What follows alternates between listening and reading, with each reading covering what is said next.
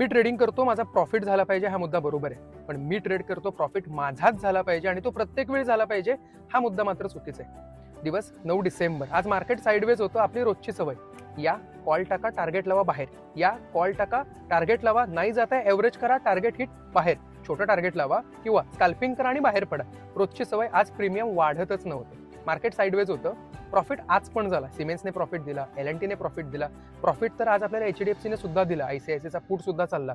पण आहे ना, JSW जो प्रॉफिट घेऊन गेला, श्रीराम फायनान्स ज्याने आपल्याला दुःख दिलं, हे दुःख आपल्या आनंदापेक्षा थोडं जास्त होतं. आज प्रीमियम डिके होत होते.